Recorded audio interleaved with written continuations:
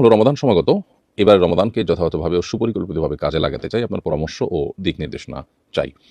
প্রিয় দর্শক, আলহামদুলিল্লাহ রমাদান চলে এসেছে আমাদের দোরগোড়ায় এবং আমরা রমাদানকে সুপরিকল্পিতভাবে কাটিয়ে সার্থক রমাদান উদযাপন করবার চেষ্টা নিয়ে প্রত্যেকটা ইমানদারের মাথায় থাকে। বাট বাস্তবতা হলো প্রতি বছরই প্রায় রমাদানের শেষের দিকে এসে আমাদের মনে অস্থিরতা কাজ করে এবং আমরা অশান্ত হয়ে উঠি, অস্থির হয়ে উঠি, ব্যাকুল হয়ে উঠি। যে নিয়ে আমাদের রমাদানকে বিদায় দিতে হয় এবং পরবর্তী রমাদানে ভালো কিছু করার তৌফিক পেলে আল্লাহ হায়াতে বাঁচিয়ে রাখলে আমরা করব, সেরকম ইচ্ছা রেখে আমরা সাধারণত রমাদানকে শেষ করি। তো এই যে আক্ষেপ, এই আক্ষেপটা কমিয়ে এনে আমাদের তৃপ্তি বাড়াবার একমাত্র উপায় হলো সঠিক পরিকল্পনা। ইসলামের ইতিহাসের সোনালী যুগের স্বর্ণ মানব যারা ছিলেন, আমাদের সালাফ বা পূর্বসূরি যারা ছিলেন, তারা রমাদানের 6 মাস অর্থাৎ যথেষ্ট আগে থেকে প্রস্তুতি গ্রহণ করতেন যাতে রমাদানটা সঠিকভাবে কাটানো যায় এবং তার জন্য যথাযথ পদক্ষেপ গ্রহণ করা, উপযুক্ত কিছু স্টেপ নেওয়া, এগুলো তারা শুরু করতেন এবং রমাদানের জন্য প্রতীক্ষায় থাকতেন।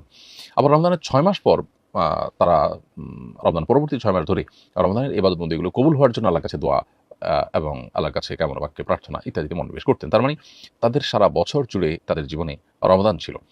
তাহলে আমরা যদি রমাদানকে সঠিকভাবে কাটাতে চাই তাহলে আগে থেকে তার যথাযথ পরিকল্পনা লাগবে।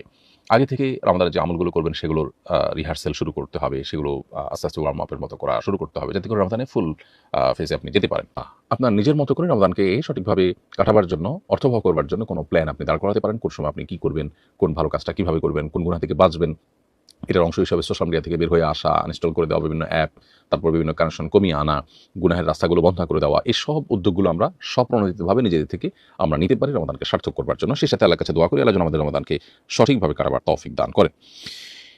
এরপরে প্রশ্ন হলো, মক্কার মসজিদের বাইরে হারাম এলাকায় রাস্তায় নামাজ আদায়ের ক্ষেত্রে কাতারের ইত্তেসাল বা সংযোগ কি জরুরি?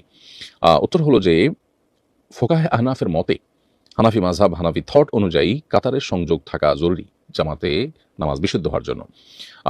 যদি অনেক দূর গ্যাপ হয়ে যায় যে হারামের যে জামাতে আপনি শামিল হয়েছেন মক্কায়, সেখানে আপনি যেখানে দাঁড়িয়েছেন তার সামনে বিপুল পরিমাণ জায়গা পড়ে আছে, এখানে কেউ দাঁড়ায়নি মাঝখানে, এরকম যদি আপনার বিচ্ছিন্নতা থাকে তাহলে সেক্ষেত্রে জামাত বিশুদ্ধ হবে না ফোকাহে হানাফের মতে।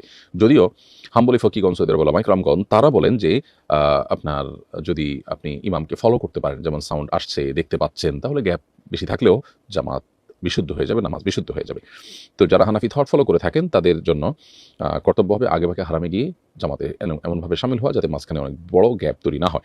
যদি গ্যাপ থাকে এবং সাইডেও কিছু মানুষ দাঁড়ানো থাকে আর গ্যাপটা কাভার হয়ে যায় তাহলে সেক্ষেত্রে নামাজ বিশুদ্ধ হয়ে যাবে। কিন্তু যদি এমন হয় যে না, আপনি যেখানে দাঁড়িয়েছেন সামনে অনেক বিশাল জায়গাতে কেউ দাঁড়ায়নি, তাহলে সেক্ষেত্রে আপনার 3 কাতারের বেশি মানুষ বিচ্ছিন্নতা তৈরি করেছে বা বিচ্ছিন্নতা সৃষ্টি হয়েছে, তাহলে সেক্ষেত্রে আপনার সেই জামাতে নামাজ পড়লে আপনার এই ইক্তেদা সহি হবে না, শুদ্ধ হবে না।